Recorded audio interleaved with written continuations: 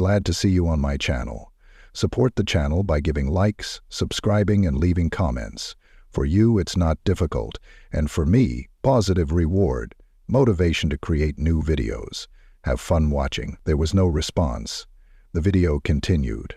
Have fun watching. That Friday night, I suggested to my wife Jessica that we invite our friends over to the countryside. Super idea. Let's relax, cook kebabs, and enjoy the beauty, I thought. It's an idea she definitely wouldn't turn down. The next morning, Saturday, I called my good friend Michael. Hey brother, how's it going? Great. Just a little bit of work, he replied. I understand. Rough week? Yeah, not an easy one. Michael and I worked in the same office and we had a lot to discuss, especially a new challenging project.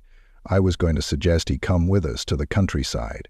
We'll have kebabs, soup, and fresh fish. It'll be great. Michael is always happy to spend time together, and he agreed. A couple hours later, we packed up and hit the road. I really enjoyed the family friendships. It created a special atmosphere.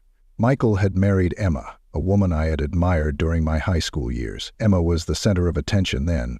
Her warm smile and kind personality made her a girl that everyone seemed to adore. I often caught myself sneaking glances at her during class, or daydreaming about moments we never shared. It was a young, innocent infatuation that I thought had long since faded. Imagine how much time has passed, and yet, upon seeing her again, I realized that perhaps those feelings hadn't completely disappeared, or so it seemed to me. The nature trip was filled with fun conversations and laughter. Jessica and I shared stories about our week, and Michael joked from the passenger seat. It was one of those moments when you feel truly grateful for good company. When we arrived, the meadow spread out before us, a lush green carpet of colorful wildflowers swaying gently, and the distant chirping of birds and the rustling of leaves added to the charm of the place. Michael and I laid out our things and started grilling kebabs and making a delicious soup. Jessica and Emma set up a small picnic area with blankets and pillows, adding to the cozy outdoor setting. The weather was perfect that day,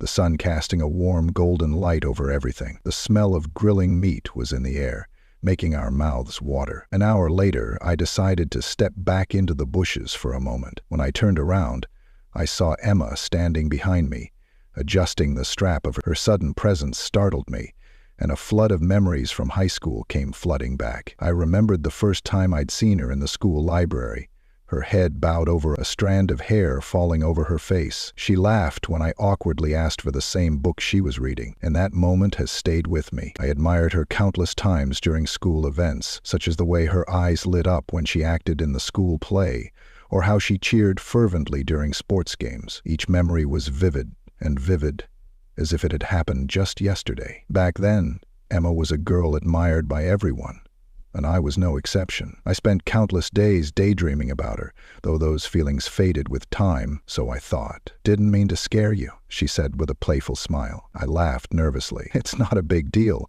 I just didn't expect anyone to be here. I tried to shrug off my earlier feelings and move away, but as I adjusted my pants to walk past her, she stepped closer, blocking my path. Her hand touched my bare torso, sending a sudden shiver down my spine. Before I could fully realize what was happening, she was already on the ground, looking at me with such mischief that my heart raced. Her smile was infectious, and despite myself, I couldn't help but smile back. We should probably get back, I managed to say, my voice shaking. Yes, we should go, she replied, her gaze lingering for a moment longer. Just 10 minutes later, I heard footsteps in the woods. Thinking it was Michael and Jessica looking for us, we quickly packed up, got dressed, and headed back to the meadow, pretending nothing had happened. Well, you're finally back. Where have you been? Asked Michael with a curious look on his face. Just exploring the neighborhood. It's beautiful here, I replied, trying to keep my tone casual. It's a beautiful forest. So peaceful, Jessica added. Absolutely, I agreed, trying to smile and trying to calm my thoughts. We sat down to eat the kebabs that Michael had prepared with his special recipe. He always amazed me with his culinary skills.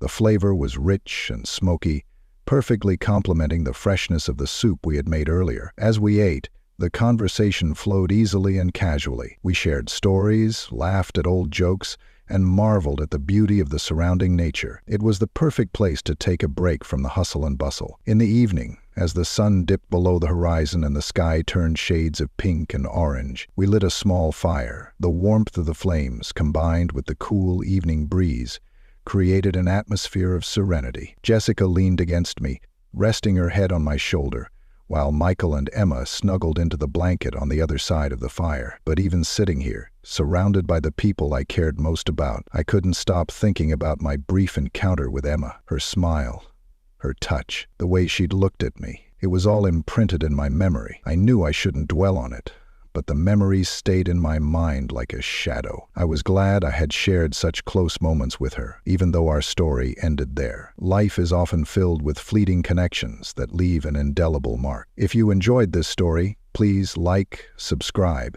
and stay tuned for more posts.